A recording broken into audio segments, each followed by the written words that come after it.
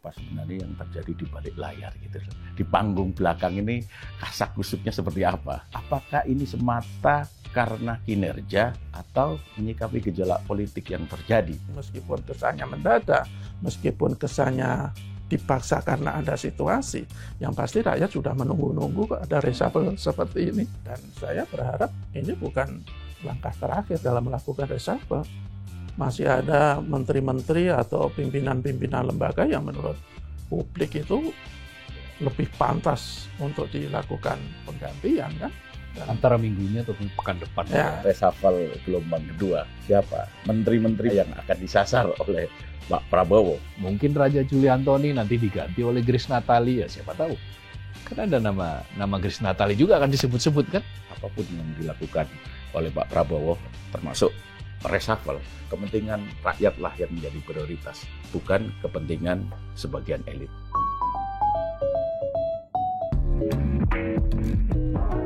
Halo Sobat Media Indonesia, salam sehat dan selalu semangat.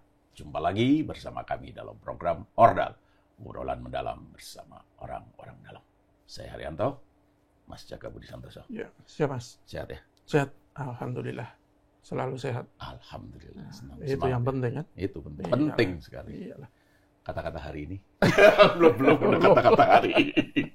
Yang penting sehat dulu dah. Penting sehat ya. Itu jadi kata-kata hari ini. Yang penting sehat. Ya, yang penting sehat dan waras katanya. Sehat dan waras. Jaga selalu kewarasan. Ya, Apa peristiwa menarik ini selama sepekan ini? ya, kemarin ya masih soal reshuffle kan. Sampai sekarang juga masih. Iya, karena Jadi masih ramai menyisakan jadi perbincangan. Masih menyisakan banyak pertanyaan. tanda tanya. Betul. Kedepannya juga bertanya. Terus penyebabnya itu juga apa juga masih. Kita tanya lah Banyak. sama Mas Abdul Kohar. Yang bisa menjawab. Iya. Sebagai Sakit gigi. Sakit gigi. penjaga gawang Iya. yang tahu banyak hal kan, Iya. yang banyak menerima bocoran. Gimana Mas? Oke kan kita membahas soal reshuffle mendadak yang dilakukan oleh Oke Pak aja. Prabowo. Oke aja. Oke aja.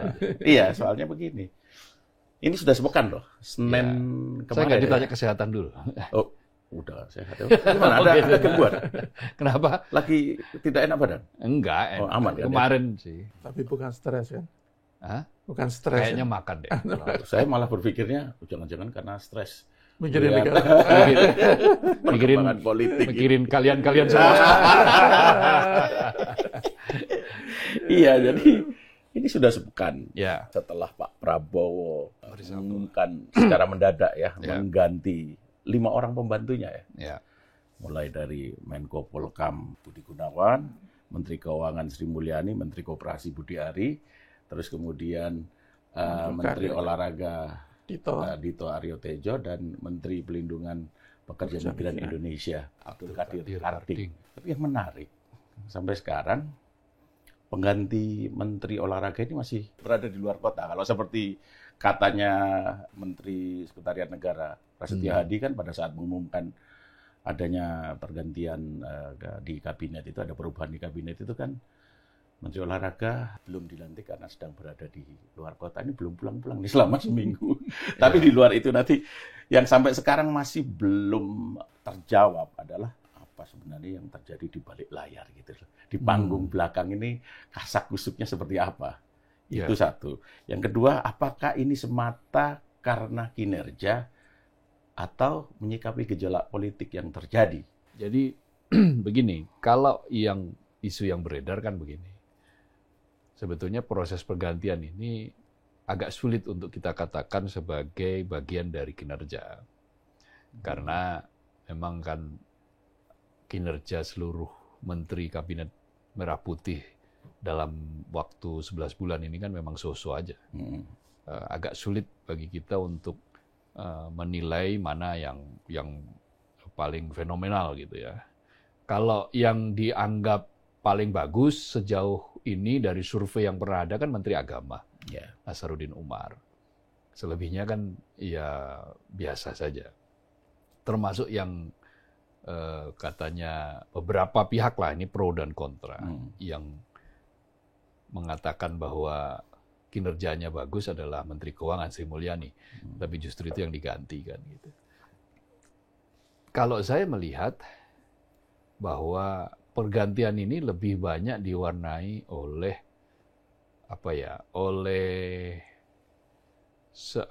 hal-hal yang terkait dengan nama-nama ini yang disebut sebagai ada yang disebut sebagai orang yang terkait dengan kasus judi, judol, itulah Budiari.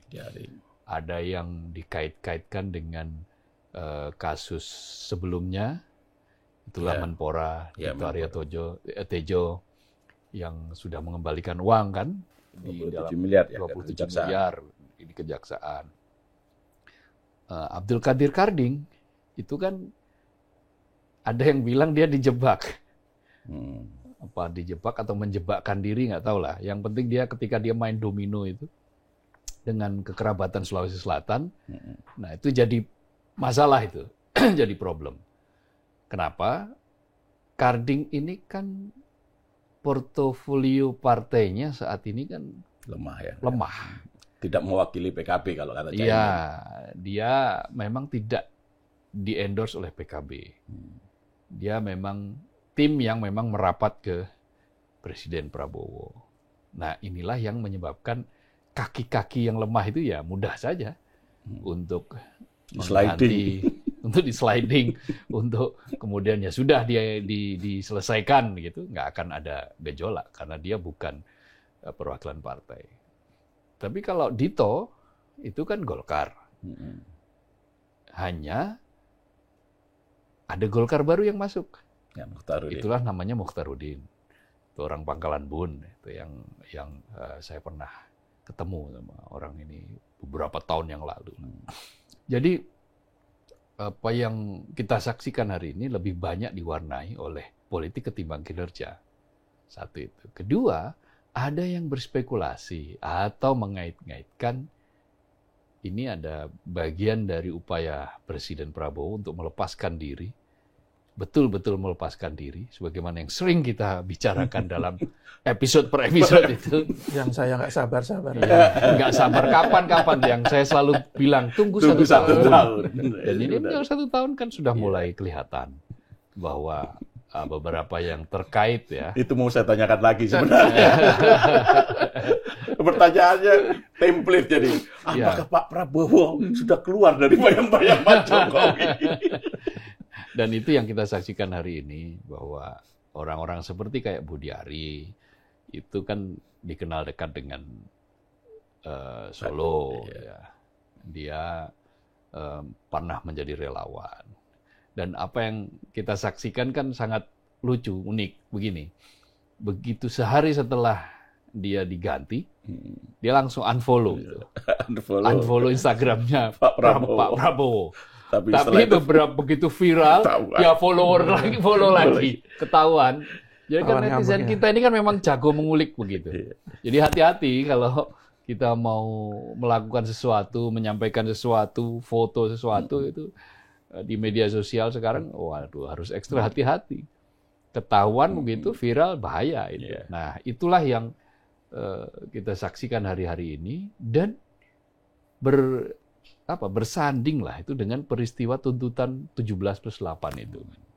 Ketidakpuasan sebagian publik, kelompok menengah, kemudian ada berbagai tuntutan-tuntutan, bahkan sekarang dilanjutkan dengan tuntutan untuk melakukan reformasi di tubuh Polri. Di tuntutan 17+8 sendiri sudah ada tuh tuntutan untuk reformasi Polri, TNI agar setia pada reformasi gitu kan, artinya tidak cawe-cawe terhadap kepentingan sipil, TNI tetap menjaga pertahanan negara, tidak masuk ke ranah keamanan. Jadi 17+8 itu kan 17 tuntutan jangka pendek dan 8 tuntutan jangka menengah kan. 8 tuntutan itu 1 tahun gitu kan, termasuk undang-undang perampasan aset. Nah, itu adalah sebuah situasi yang kemudian diikuti oleh Presiden Prabowo dengan mengganti para menteri ini. Tetapi kan kemudian yang heboh itu adalah Menteri Keuangan tentu saja. Kenapa heboh? Karena sehari baru dilantik sudah mengeluarkan statement-statement yang mengguncang publik, lalu diikuti oleh statement anaknya yang oleh bapaknya disebut sebagai itu anak kecil. Sudah saya larang untuk main di medsos lagi. Tapi masih main juga. Berarti masih main juga. Ya mengatakan orang ciri-ciri orang miskin gitu. Terakhir itu. Jadi ini adalah situasi yang sebetulnya pembusukan itu bukan dari siapa-siapa. Pembusukan itu bisa berasal dari dalam. Jadi statement anaknya yang mengatakan, alhamdulillah ya saya berhasil, bapak saya berhasil mengganti agen CIA yang menyamar menjadi menteri, kayak pernyataan seperti itu. Lalu pernyataan yang tadi itu soal kemiskinan dan seterusnya. Lalu bapaknya yang mengatakan bahwa ya ini demo yang terjadi akhir-akhir ini kan sekelompok kecil orang yang mungkin karena tidak puas, kurang puas. Tapi nanti once saya berhasil menaikkan pertumbuhan ekonomi 6% sampai 7%, maka orang akan sibuk bekerja, sibuk mencari kerja, makan enak, lupa demo gitu. Jadi ceplas-ceplosnya masih seperti itu. Tapi yang di-highlight kan sekelompok kecil itu, kelompok kecil. Dan kelompok kecil dari rakyat. Sebagian kecil, ya. Sebagian kecil lah, sebagian kecil. Jadi masih bau-bau penyangkalan itu masih saja muncul. Meskipun ada hope ya, ada harapan bahwa beberapa cara sudah dia lakukan, termasuk diantaranya yang dia menarik dana SAL itu, sisa anggaran lebih itu, melontarkan 200 triliun. Itu pun masih ada yang mengkritik tuh. Betul nggak itu anggarannya nanti itu betul-betul bisa dipakai untuk kredit yang produktif? Karena ada yang menyebut bahwa sebetulnya problemnya bukan di supply. Supply itu aman-aman aja. Dana melimpah di bank. Cuman demand-nya nggak ada. Betul. Permintaannya nggak ada. Karena memang usaha lagi lesu. Orang daripada minjam kredit, ya sudah. Nah, itu salah satu kritik. Tapi setidaknya itu direspon pasar positif kan ya? Ya. Yang tadinya anjlok kemudian rebound kan? Rebound ya. Tetapi itu kan harus kita lihat tidak seketika ya. 3 bulan yang akan datang kita akan melihat seperti apa. Ya mudah-mudahan memang bagus. Itu bisa menaikkan pertumbuhan ekonomi, memangkas kesenjangan gitu. Dan digunakan untuk kredit-kredit yang bersifat produktif. Nah, itulah yang saya kira di belakang layar itu spekulasi banyak, termasuk spekulasi siapa yang bermain dalam berbagai aksi, tuntutan dan seterusnya itu banyak yang spekulasi seperti itu, termasuk yang mengatakan kenapa kemudian BMSI, Badan Eksekutif Mahasiswa Seluruh Indonesia (BMSI) berkali-kali mengcancel gerakan, tidak turun karena dia melihat ada situasi yang masih belum pas menurut mereka untuk momentum. Itu artinya memang ada sesuatu di belakang ya, di belakang yang banyak orang itu tidak terlalu paham ini sebetulnya Indonesia sedang apa. Termasuk gerakan buruh juga kan? Iya, betul. Nah, itulah yang berkali-kali sebetulnya sudah diingatkan oleh banyak orang. Saya termasuk yang pernah menyebut kasus ini sebagai istilah dalam ekonomi itu sekarang dikenal dengan the Chilean paradox. Paradoks Chile. Apa itu paradoks Chile? Paradoks Chile itu begini. Chile itu di 2018-2019 itu ekonominya sedang bagus. Pertumbuhan ekonominya bagus. Kemiskinan itu bisa ditekan dari 3 digit menjadi hanya 2 digit. Itu kan luar biasa itu, angka kemiskinan bisa diturunkan sampai sangat-sangat tajam penurunannya. Lalu pokoknya semua indikator ekonomi itu secara statistik itu bagus. Kemiskinan turun, pertumbuhan naik gitu. Tapi kelas menengah itu lalai diperhatikan. Jadi kelas bawah diurus, kelas atas sudah mendapatkan kenyamanan, kenikmatan. Nah, yang di tengah-tengah ini tergencet. Itulah yang disebut dengan paradoks peristiwa.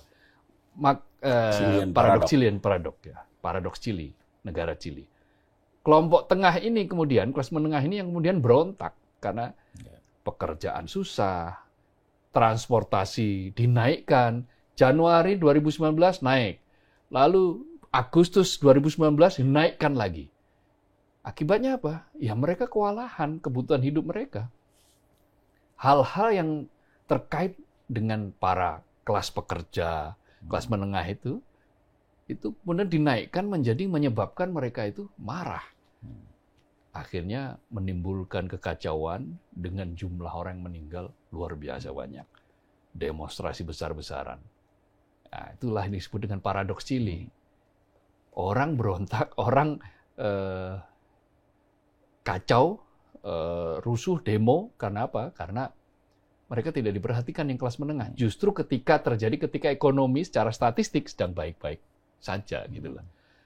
Artinya ada kesenjangan antara statistik yang dimunculkan dengan fakta di lapangan. Nah, ini juga yang terjadi di Nepal. Yeah. Ini yang terjadi di akhir-akhir ini di Perancis, kan? Yeah. Di Perancis juga begitu, kan?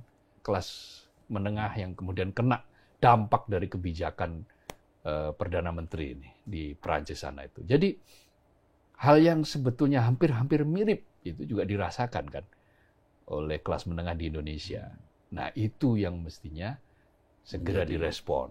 Nah, udah gitu ditambah dengan aksi pamer-pamer kan? Ya, flexing, kemudian oleh para pejabat lah. Oleh para pejabat. Bukan hanya anggota dewan, ya, tetapi ketika juga para menteri. Iya. Jadi ketika masyarakat sedang kesulitan mencari pekerjaan, dikejar-kejar pajak, begitu kan kata mereka. Sementara yang dikasih pajak, yang menikmati uang dari pajak, ya malah menaikkan tunjangan, bahkan pamer. Lalu sudah begitu berbagai kalimat pernyataannya melukai rakyat. Jadi yang terjadi kemudian akumulasi lah. Nah ini yang akhirnya disambut salah satunya ialah dengan reshuffle itu. Nah, terkait dengan reshuffle lagi, tadi kan Mas Gohar menyampaikan bahwa ada beberapa latar belakang lah ya yang membuat Pak Prabowo itu kemudian mereshuffle menteri-menterinya. Nah, misalnya tadi Budi Ari di reshuffle ya bisa terkait karena namanya disebut-sebut dalam judi online, ya kan?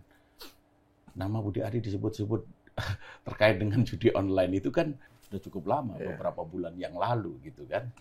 Bahkan di persidangan itu disampaikan oleh 2 atau 3 terdakwa bahwa Budi Ari itu menerima setoran kan. Dan sudah banyak yang menjadi tersangka. Yang menjadi pertanyaan kenapa baru sekarang dia dicopot. Termasuk juga Dito Aryo Tejo. Sejak zamannya Pak Jokowi, itu kan kasus dugaan suap BTS ya, yang 27 miliar yang dikembalikan kepada kejaksaan. Itu kan terjadi sejak eranya Pak Jokowi. Itu. Tapi kenapa sekarang baru diganti? Meskipun belakangan ada juga yang mengaitkan bahwa mertuanya Dito Aryo Tejo ini tersangkut kasus dugaan korupsi terkait dengan penambahan kuota haji ya. Kemudian satu lagi Abdul Qadir Karding. Ini juga menarik ini.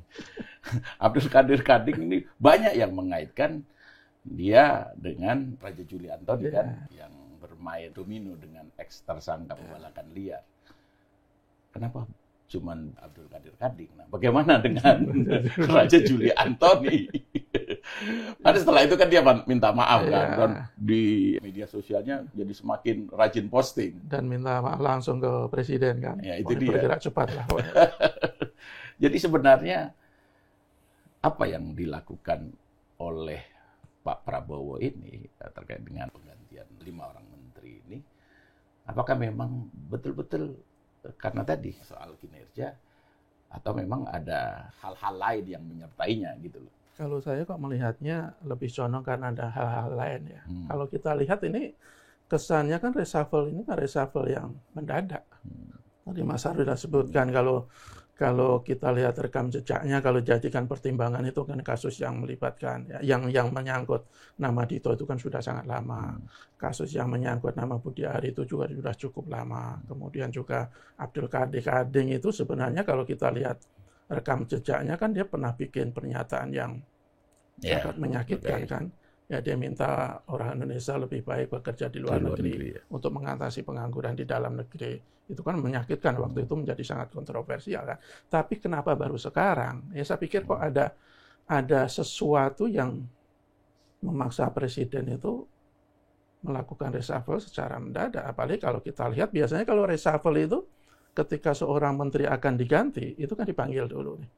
Kan kalau reshuffle sebelum, kebanyakan ya, memang tidak semua dikasih tahu, kita ucap presiden mengucap terima kasih akan apa. Kan itu kan enggak. Bahkan Budi Ari itu paginya siangnya masih rapat kerja di DPR, sorenya kena reshuffle.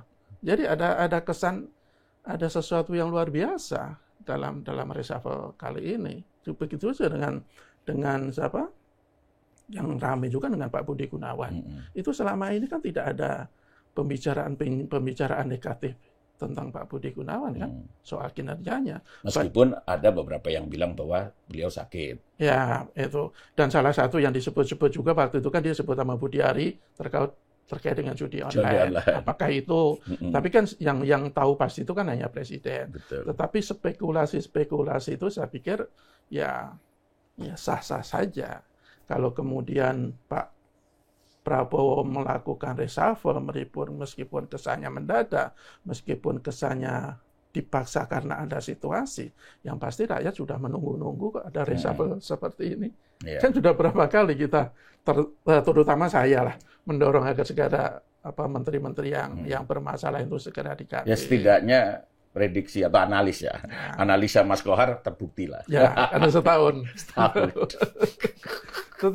Tetapi meskipun bagi saya terlambat, tetapi ya bagus kan. Artinya paling tidak Pak Prabowo itu sudah mulai mendengarkan masukan-masukan dari publik, apa yang diinginkan oleh publik agar menteri-menteri yang menjadi pembantu dia itu betul-betul tidak punya masalah apapun. Dan saya berharap ini bukan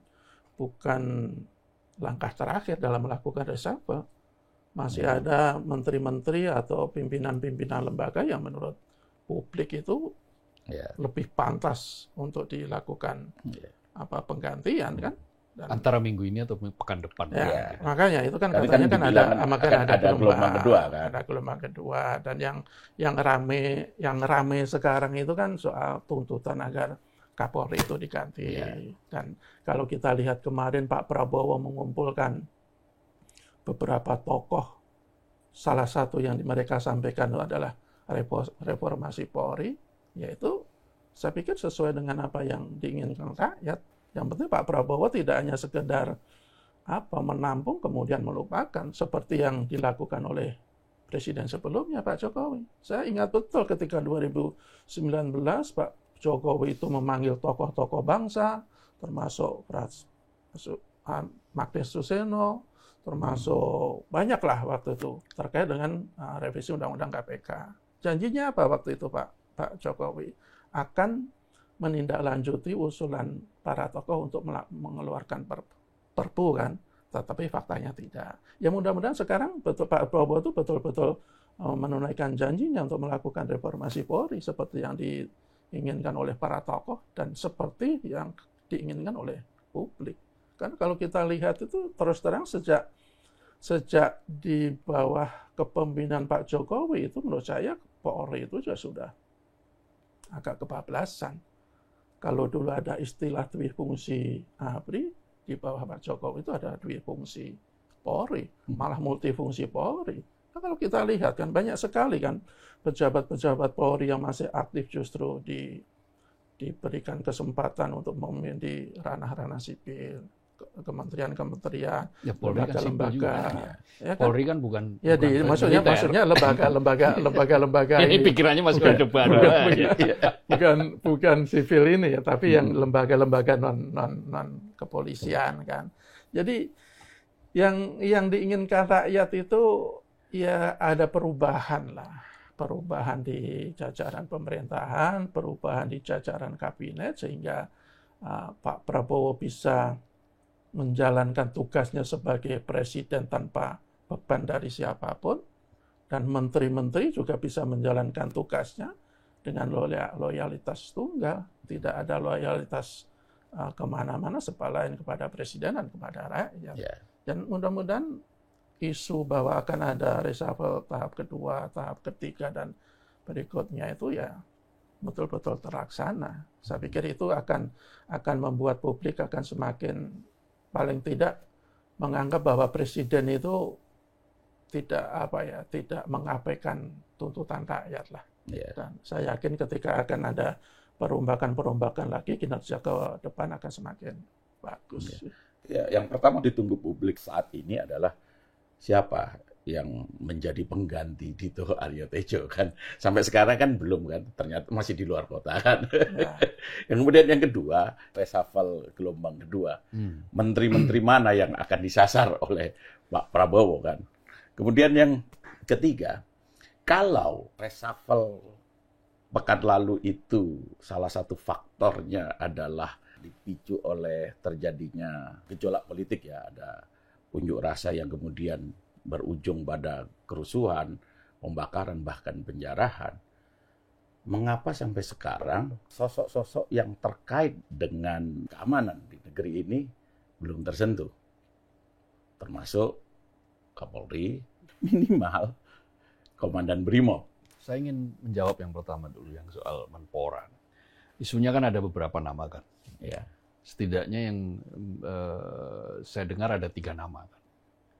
Calon Menpora itu. Satu itu Putri Komarudin. Raffi Ahmad ya. Putri Komarudin itu yang waktu perombakan kabinet waktu itu sedang berada di luar negeri. Putri Komarudin ini politikus Golkar. Putrinya Ade Komarudin. Lalu yang kedua ada Raffi Ahmad, ya, katanya kan. Raffi Ahmad ini sudah menghadap ke Prabowo, ke Presiden Prabowo, tapi belum tahu apakah dia tingkat akseptabilitasnya di kalangan orang-orang mahasiswa, kelompok aktivis ini ada atau tidak gitu loh. Ini karena problem juga nih, selebritas yang satu ini kan juga sering membuat blunder juga. Lalu yang ketiga ada nama ponakannya presiden yang mengundurkan diri Rahayu Saraswati mengundurkan diri dari DPR, Rahayu Saraswati, yang dia juga punya potensi. Kenapa? Karena dia dari Gerindra kan. Ya. Jadi partai politik yang memenangkan calon presidennya yaitu Gerindra itu kan sekarang menempati banyak pos kan. Salah satu di antaranya penggantinya Budiari itu kan Ferry Juliantono kan dari Gerindra. Dari Gerindra, Partai Gerindra. Sebelumnya Wakil Menteri Koperasi. Betul, sebelumnya Wakil Menteri Koperasi dan sekarang menjadi Menteri Koperasi. Kenapa koperasi? Ya karena kan ada program Koperasi Merah Putih. Yang itu ya masuk akal saja dianggap bahwa potensi untuk tersendatnya akan lebih besar kalau dipegang bagi orang yang mungkin tidak dikenal oleh yang punya program itu, yaitu Presiden Prabowo.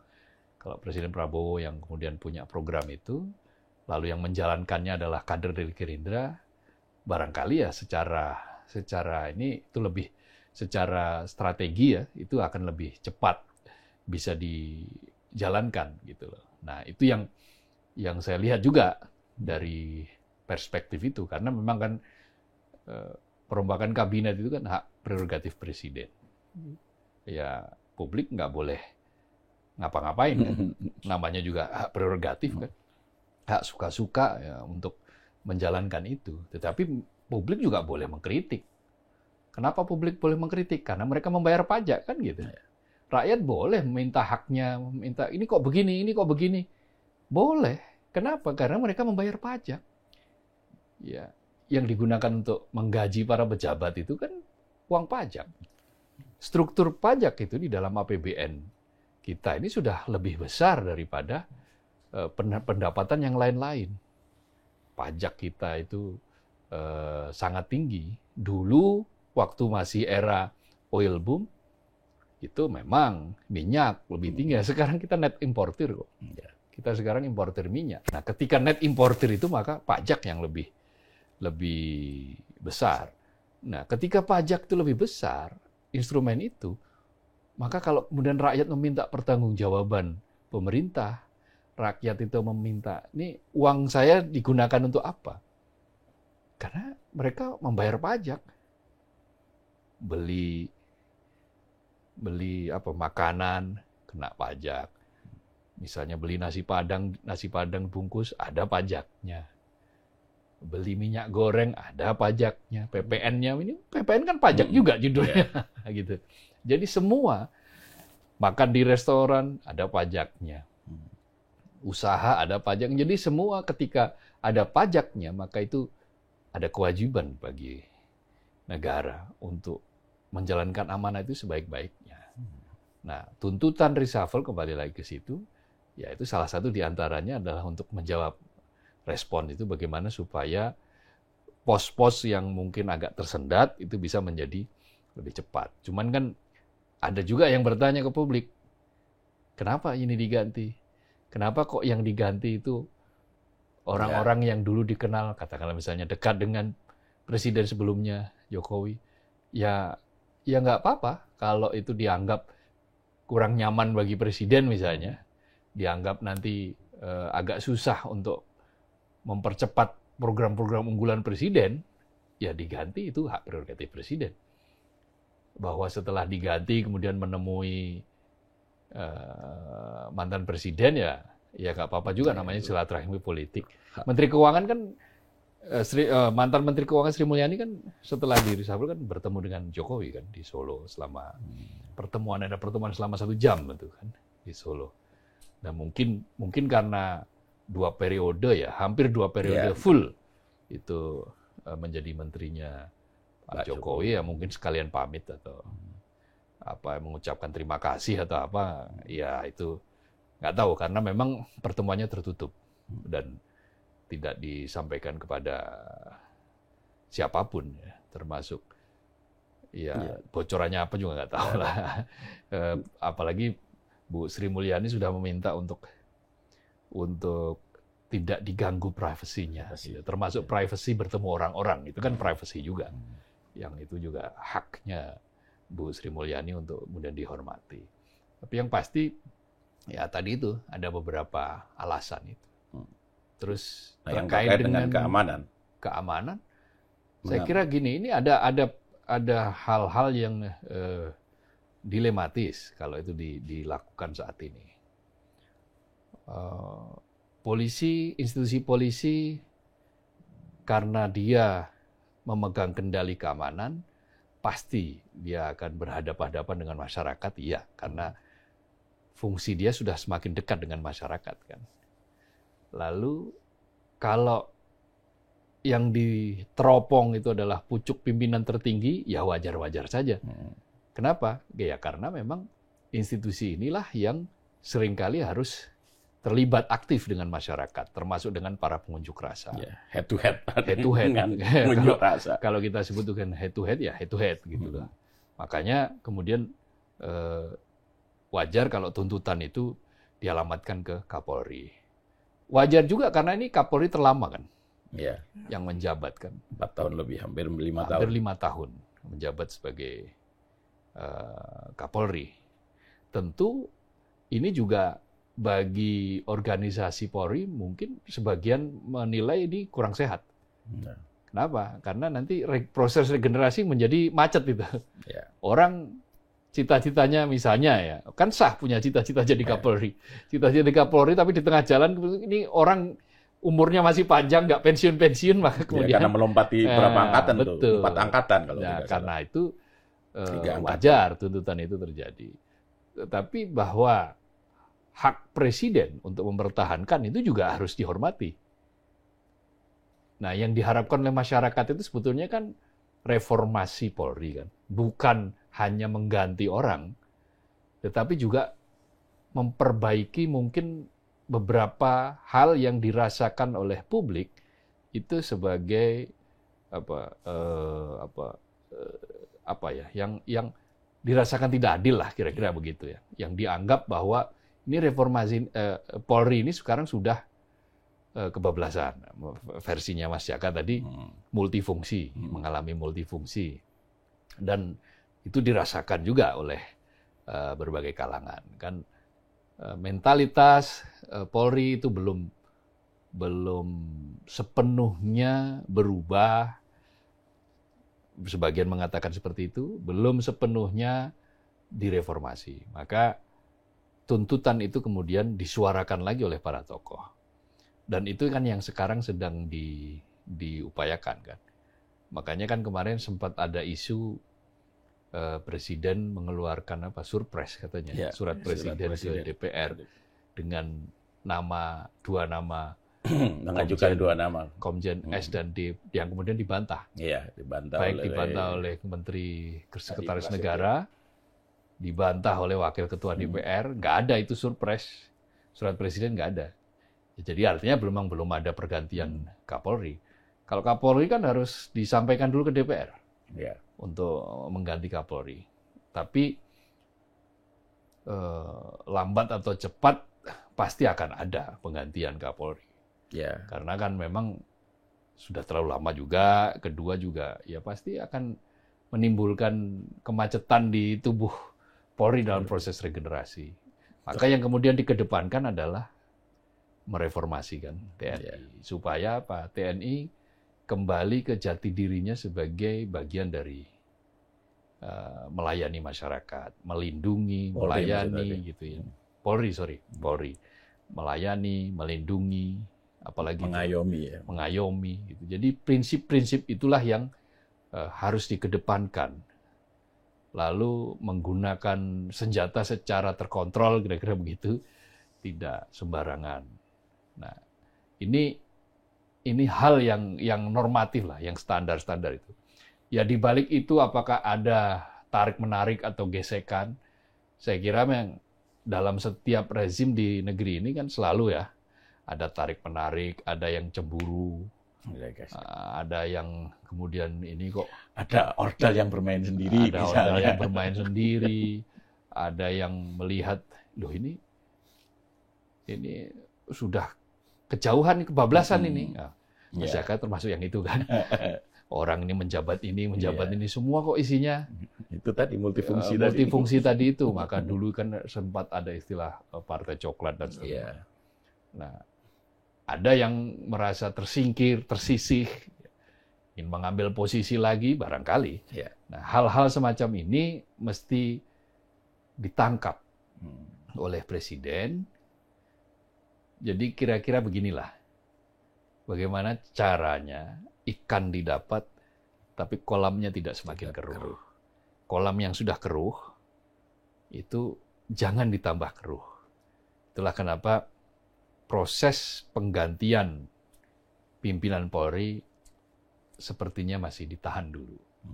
Ya karena tadi itu, kalau terakhir kan menunggu supaya kekeruhan ini agak bening dulu. Mas Jaka, lagi-lagi ini terkait dengan reshuffle ya. Kan kemarin dikatakan bahwa akan ada reshuffle berikutnya kan. Nah, kalau menurut panjenengan, kira-kira siapa menteri ini yang bakal menurut Sinuwun yang akan direshuffle? Satu yang masih mengganjal kalau saya adalah Raja Juli Antoni yang sama Abdul Qadir Karding sedang bermain domino dengan ex tersangka. Karding sudah di reshuffle, apakah Raja Juli akan menyusul? Atau ada yang lain, menteri yang lain? Ya, kalau saya tidak bisa bilang si A, si B. Saya cuma bisa mendasarkan pada begini. Idealnya kan reshuffle dimanapun, tidak hanya di kabinet, di setiap organisasi. Idealnya itu kan didasarkan pada kinerja. Kita kinerjanya bagus ya dipertahankan, kalau kinerjanya buruk ya harus diganti. Itu idealnya. Tetapi dalam sebuah pemerintahan tidak hanya sekedar kinerja, tetapi juga apakah seorang menteri itu punya beban masa lalu. Kalau kita lihat ketika Pak Prabowo itu melantik kabinet yang begitu gemuk, ya cukup banyak menteri-menteri yang punya beban masa lalu. Salah satunya karena kasus-kasus korupsi.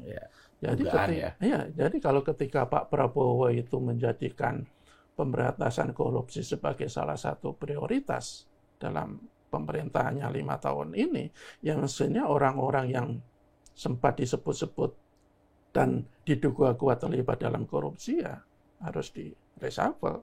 Itu saya pikir nilainya akan lebih bagus dalam pembenahan pemerintahan, termasuk juga Raya Juli Antoni misalnya. Belum tentu diduga terlibat dalam korupsi kan, tapi dari sisi etikanya kan sudah tidak bagus. Bagaimana seorang menteri dia bermain domino sekitar 2 kali main ya, dia bilang dua putaran ya, dengan ex tersangka institusi pembalakian di institusi yang dia pimpin. Jadi secara etika kan juga tidak bagus, dan tidak hanya kinerja, tidak hanya beban masa lalu, secara etika kalau etikanya tidak bagus menurut saya juga layak untuk diganti. Tetapi sekali lagi kan reshuffle itu kan semuanya hak istimewa, hak prerogatifnya presiden ya. Ya tergantung Pak Prabowo apakah tetap berprinsip seperti yang selama hampir setahun ini atau apakah akan berubah pendirian. Ya makanya menurut saya saya yakin publik mayoritas setuju kok ketika menteri-menteri yang namanya itu diduga tersangkut dalam kasus korupsi untuk diganti. Jadi tidak hanya sekedar kinerja menurut saya, karena kalau kinerja tadi Mas Kohar juga udah bilang hampir semuanya tuh ya tidak ada sesuatu yang menonjol, semuanya hampir rata-rata. Mas Kodari bilang kinerjanya so-so. Iya. Tapi kan Pak Prabowo bilang kinerjanya baik. Tapi kalau kinerja baik, kenapa akan pergantian? Ada 5 menteri, 5 kabinetnya diganti, berarti tidak baik dong. Selama ini kan yang dia klaim sangat-sangat berprestasi, kan faktanya kan ada yang diganti.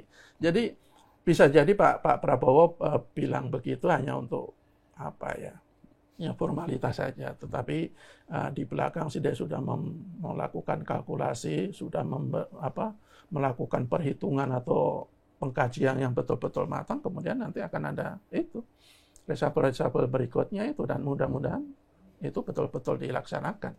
Ya.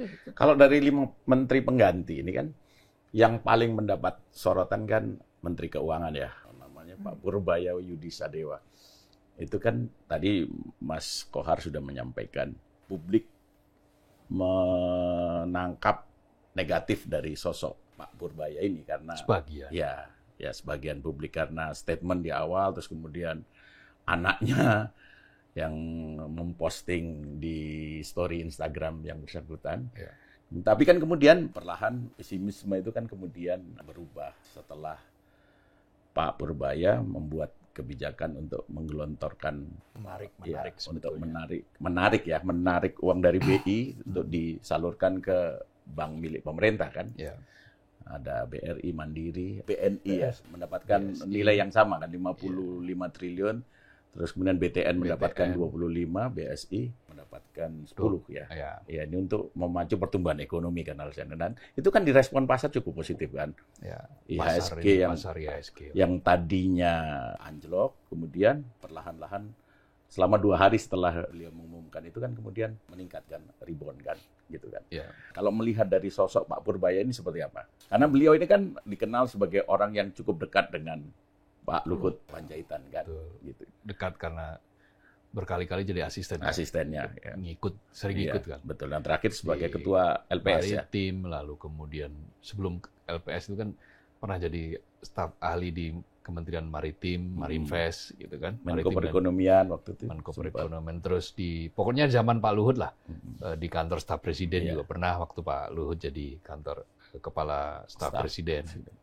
Jadi orang kemudian menyebutnya bahwa ini adalah sosok yang cocok ya untuk ini. Tapi yang paling pasti bahwa ini wait and see lah, karena ada karakter yang agak berbeda. Ya. Kalau waktu Bu Sri Mulyani itu sangat hati-hati. Terkenal kan itu dengan makro apa yang istilahnya prinsip kehati-hatian. Prinsip kehati-hatian dipegang teguh. Termasuk prinsip kehati-hatian itu adalah menarik dana misalnya dari BI untuk digelontorkan ke bank-bank himbara, karena ada teori mengatakan kalau itu dimasukkan dan kemudian mengendap di ini bisa memicu terjadi inflasi kalau terlalu banyak yang dikeluarkan. Jadi prinsip-prinsip yang dipegang Bu Sri Mulyani selama ini kan pengendalian inflasi, kemudian defisit baik defisit neraca berjalan maupun defisit fiskal itu dijaga dalam batas maksimal 3% atau kurang dari 3%. Termasuk juga inflasi itu inflasi rendah. Dan itu selalu. Dan maka ketika harus menjaga inflasi dan menjaga defisit, ya harus ada keseimbangan. Nah, sementara ini kan program presiden ini kan banyak yang membutuhkan uang. Makan bergizi gratis itu kan tahun depan akan ada butuh anggaran sampai 300 triliun lebih. Lalu Koperasi Merah Putih itu kan juga butuh anggaran yang tidak kecil. Banyak sekali beberapa program lainnya seperti kemudian perbaikan alutsista, perlengkapan, gitu, peningkatan anggaran pertahanan. Itu semua kan butuh uang, butuh anggaran. Nah, untuk menciptakan itu semua kan maka harus ada menteri yang kira-kira ya mungkin agak punya kenekatan yang tidak terus-menerus berhati-hati. Mana yang disisir gitu, mana yang harus dipindahkan, direalokasi sebetulnya kan. Mana yang masih tetap harus dipertahankan. Jadi itu semua menjadi pilihan-pilihan. Nah, Pak Prabowo sepertinya cocok nih dengan Menteri Keuangan ini. Tapi kan kita tetap harus menunggu. Apakah betul nanti 3 bulan dengan 200 triliun itu yang dipindahkan itu punya dampak nggak dengan pertumbuhan ekonomi kita di kuartal ketiga itu? Kan kuartal pertama pertumbuhan ekonomi 4,84%. Lalu kemudian naik menjadi 5,2 kalau nggak salah. 5,12%. 5,12%. Nah, itu banyak yang mengkritisi kan. Katanya sebetulnya realnya kurang dari 5. Ada yang bilang begitu. Tapi oke lah, kita percayakan saja pada BPS bahwa ini 5,12 sekarang. Nah, kuartal ketiga harus bisa dibuktikan. Akhir tahun itu harus bisa dibuktikan oleh Menteri Keuangan yang baru yang mengatakan once saya bisa membuat pertumbuhan 6% atau 7%. Jadi orang sudah lupa demo nanti. Sudah lupa demo. Kan butuh waktu. Dia juga pernah mengatakan begini, Purbaya mengatakan, ya 3 bulan akan depan, yang 3 bulan ke depan Indonesia cerah kan, katanya gitu. Ya kita saksikan, kuartal ke-3 tahun ini mudah-mudahan itu terbukti. Meskipun berbagai pihak masih wait and see lah. Masih melihat dan menunggu. Tetapi ini proses kocok ulang kabinet, bukan hanya perombakan ya, bukan hanya mengganti ya, bukan hanya mengganti orang. Jadi kalau cuma mengganti, saya kira sih nama-nama yang disebut oleh Mas Jaka tadi nggak masuk dalam proses penggantian. Tapi kalau kocok ulang mungkin,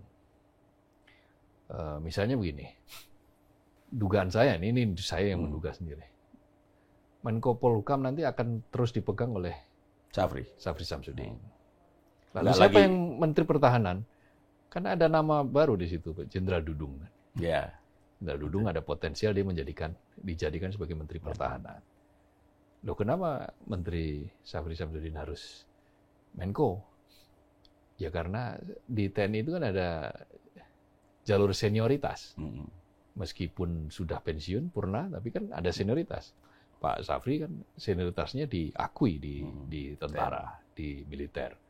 Makanya ada potensi Pak Syafri menjadi Menko Polhukam, kemudian Pak Dudung, kalau betul nama-nama yang beredar itu, Pak Dudung jadi Menteri Pertahanan. Lalu nama-nama yang lain mungkin beberapa di antaranya akan mengisi posisi wakil menteri. Mungkin Raja Juli Antoni nanti diganti oleh Grace Natali, ya siapa tahu. Kan ada nama Grace Natali juga akan disebut-sebut kan?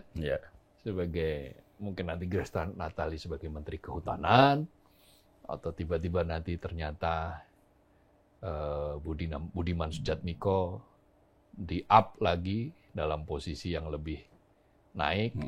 Itu potensi itu sangat ya, meskipun jabatan Budiman Sujatmiko saat ini selevel menteri juga kan ya. Ya kalau masih ada kata-kata selevel itu tetap nggak enak. Bukan menteri yang sesungguhnya, orang akan mengatakan bukan menteri. Nah, ini pertanyaan berikutnya, ini Mas Jaka pasti senang dengan pertanyaan ini. Wah, tentu. Dari 5 menteri yang diganti, itu kan 3 diantaranya kan memiliki kedekatan dengan Pak Jokowi. Kan? Ada Pak Budi Ari, kemudian Abdul Qadir Karding, terus Dito Aryo Tejo. Ya, itu kan tadi ya Bu Sri Mulyani juga sebenarnya bisa dibilang lumayan dekat juga dia. Cukup dekat dengan Pak Jokowi. Makanya kan ketika selesai sebagai Menkyu kan beliau datang ke Solo kan.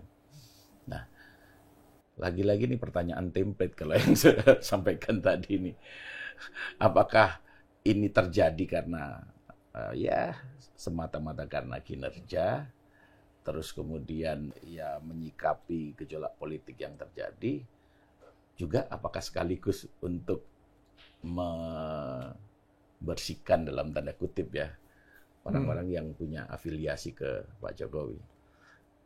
Kalau sebagian publik itu kan menilainya kan sana ya, bahwa Pak Prabowo itu betul-betul ingin lepas dari Solo lah, kata 3 menteri yang Mas Haryanto tadi kan, itu emang apalagi Budi Ari kan, itu kan betul-betul loyalisnya Pak Jokowi, dia ketua umum Projo dan dari 2014 ya dia menjadi salah satu organ yang cukup penting dalam pemenangan Pak Jokowi sampai 2 periode. Dan kalau kemudian dia diganti dan publik menganggapnya ini adalah bagian untuk dejokowisasi di kabinet, ya menurut saya sih wajar-wajar saja. Tapi saya tidak bisa menyimpulkan bahwa Pak Prabowo itu akan betul-betul atau sudah betul-betul ingin lepas dari Pak Jokowi. Karena kan masih banyak sekali kan menteri-menteri yang ada di kabinet kan, banyak masih. Kan total itu termasuk wakil menteri itu sekitar 17. Ya, ada 17 orang yang selama ini dikenal dekat dengan Pak Jokowi. Jadi kita tunggu apakah nanti kalau ada perombakan itu orang-orang yang selama ini dekat dengan Pak Jokowi ataukah orang lain. Kalau orang-orang yang masih dekat dengan Pak Jokowi tapi tetap dibiarkannya, saya pikir Pak Prabowo ya tidak betul-betul melakukan dejokowisasi di kabinet. Jadi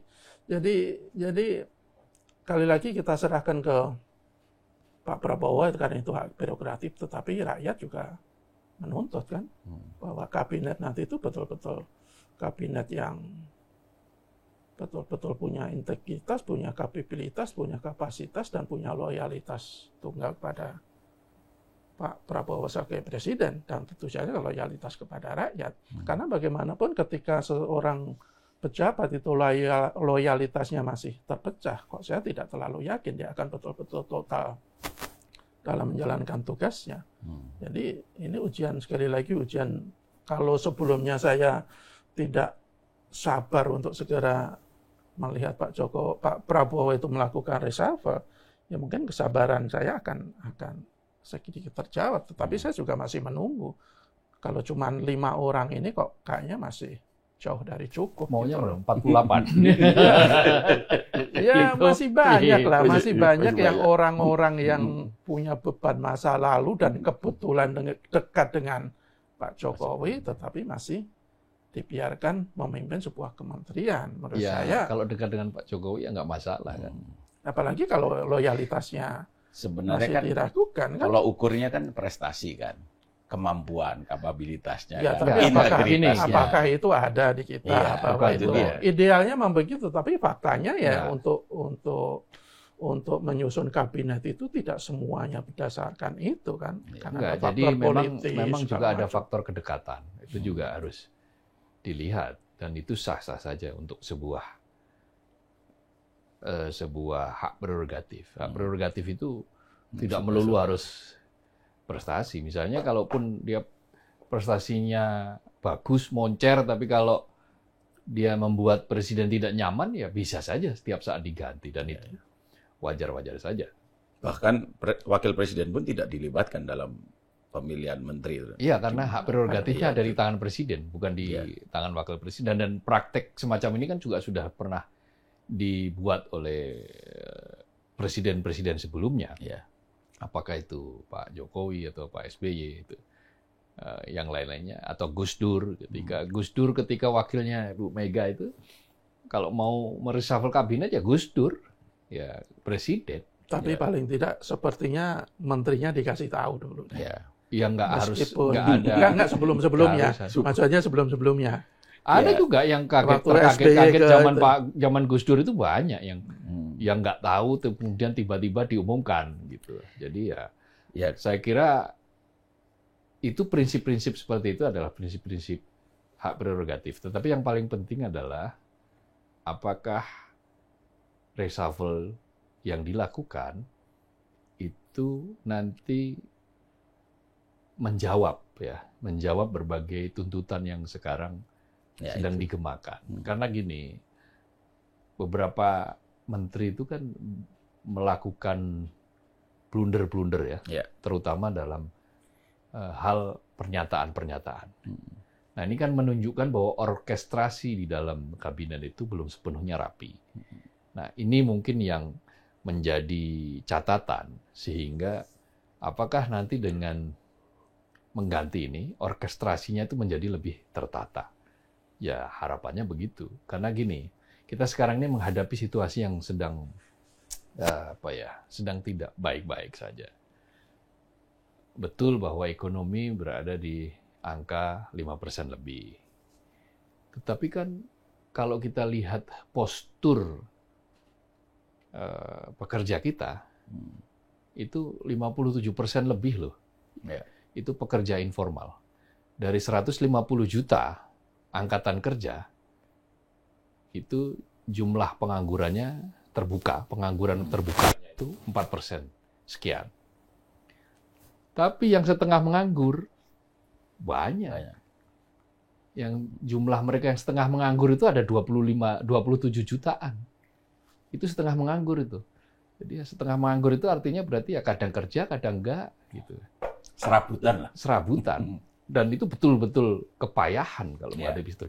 Belum lagi komposisi tadi itu antara sektor formal dan informal. Yang jumlahnya bekerja di sektor informal seperti kayak ojol, driver ojol, kemudian pekerja-pekerja yang kontrak dan seterusnya itu kan jumlahnya mencapai 74 jutaan, 57% komposisinya.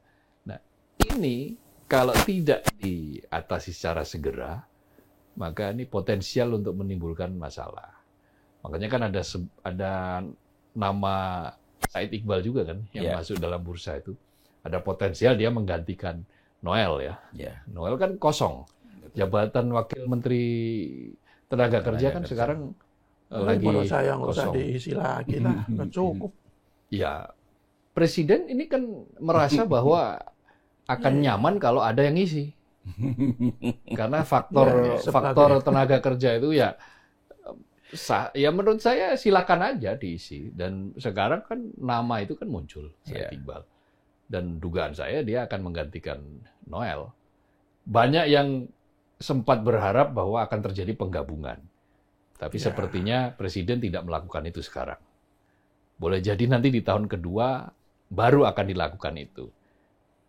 Tapi apakah itu nanti terlambat? Ya waktu yang akan menjawab. Jadi kita serahkan saja pada waktu. Tentu publik punya harapan besar ya dengan adanya reshuffle ini kan. Reshuffle tahap pertama dan nanti reshuffle tahap kedua kan. Cuman lagi-lagi yang diharapkan publik adalah reshuffle itu menyentuh pada sosok-sosok yang memang pantas untuk direshuffle gitu loh. Bukan betul-betul menggunakan hak prerogatif presiden, tentu saja mempertimbangkan apa yang terjadi di masyarakat. Iyalah, yang penting tadi Mas Mas Jaranto udah bilang itu publik itu kan paling tidak sudah mulai mendapatkan hal yang baik lah ketika ada reshuffle. Tapi kan saya pikir itu juga belum cukup, mesti ada reshuffle berikutnya, dan itu yang sudah pasti Pak Prabowo juga tahu kok apa sih yang diinginkan rakyat harus di reshuffle itu siapa. Kan nama-nama itu udah sangat santer, baik di media sosial maupun di podcast kan sudah ada. Jadi ya kita serahkan waktu dengan Pak Prabowo. Tapi yang pasti yang paling mendesak saat ini kan Kapolri itu kan. Kalau Kapolri, kenapa Kapolri itu mesti segera di reshuffle ya karena dampaknya akan sangat besar. Pertama begini, dengan mengganti Kapolri itu otomatis akan mereformasi sistem di internal Polri. Harus kita katakan sejak dipimpin Pak Jokowi itu sistem di internal itu banyak kontroversinya kan. Waktu dulu Pak Tito diangkat ketika dia melewati 4 atau 5 angkatan. Begitu juga Pak Listio Sigit itu juga 4-5 angkatan. Jadi sirkulasi kepemimpinan di internal Polri itu kan tidak berjalan sesuai yang selama ini berlangsung kan. Kemudian kalau Kapolri itu di reshuffle paling tidak akan membuka, kita harapkan bisa membuka kasus-kasus yang selama ini mandek. Salah satunya apa? Ya berkali-kali kita bahas Pak Firly Bahuri itu nasibnya sekarang seperti apa.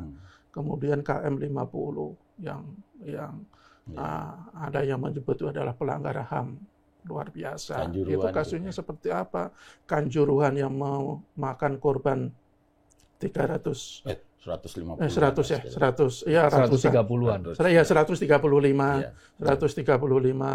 supporter itu seperti apa. Jadi mudah-mudahan kasus-kasus itu akan segera terungkap, akan menemukan titik terang ketika selama Pak Listio itu menjabat selalu dalam posisi gelap. Saya pikir sih itu. Mas Kohar. Ya, serahkan pada sang waktu. Iya. Intinya adalah gini, bahwa proses jangan sampai gagap membaca tanda-tanda. Apalagi gagal dalam membaca tanda-tanda. Itu seperti kayak puisinya atau sajaknya Taufik Ismail itu, membaca tanda-tanda.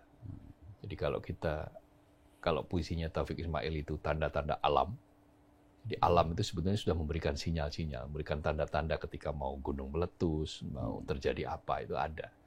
Nah, begitu juga dalam manajemen pemerintahan, dalam sirkulasi kepemimpinan, dalam proses politik, itu semua ada tanda-tanda. Dalam ekonomi terutama. Apa yang kita saksikan hari-hari ini adalah sebetulnya sinyal itu ada bahwa masyarakat tidak puas, bahwa masyarakat secara ekonomi sangat berat. Cobalah sesekali para pejabat itu kalau sedang naik taksi online, ajak ngobrol, atau naik ojek, ajak ngobrol mereka. Bagaimana mereka itu kalau kita kasih tip itu senengnya luar biasa. Ada pengalaman lah saya bagaimana ojol itu sampai dia berharap untuk mendapatkan tips ketika saya pesan GoFood. Merek ya itu GoFood ini. Ya GoFood atau GrabFood. Dua-duanya pernah. GoFood pernah, GrabFood pernah, dan dua-duanya pernah memohon di chatnya itu untuk diberikan tips karena situasinya memang dia sangat membutuhkan itu. Ya udah. Jadi ternyata 10.000 itu bagi mereka luar biasa. Ada yang tiba-tiba baru muncul penglaris dan seterusnya. Ada yang sangat susah sekarang orang menahan belanja, orang mau jalan aja pikir-pikir gitu kan. Pameran mobil otomotif kan turun. Apanya ini penjualannya turun. Pameran loh, di pameran hasil yang dihasilkan selama pameran itu penuh yang nonton, tetapi transaksinya menurun sampai 2 digit kan. Banyak yang roh halus. Ya, hanya lus-lus saja gitu. Nah, terus kita saksikan juga banyak orang-orang yang kena PHK, dia tidak bisa switch ke perusahaan yang lain. Jadi itu semua adalah tanda-tanda. Ya. Reshuffle ini mudah-mudahan bisa membaca tanda-tanda. Luar biasa. Yang ojol kemarin kan sudah diajak makan sama Mas Wapres. Mas Wapres udah dikumpulin lah. Mudah-mudahan juga ada perbaikan. Tapi lagi-lagi harapan publik adalah apapun yang dilakukan oleh Pak Prabowo, termasuk reshuffle, kepentingan rakyatlah yang menjadi prioritas, bukan kepentingan sebagian elit. Gitu. Ya kita cukup ya. Cukup. Lebih dari cukup. Lebih dari cukup. Baik Sobat di Indonesia, demikian perbincangan kami. Semoga bermanfaat. Salam sehat.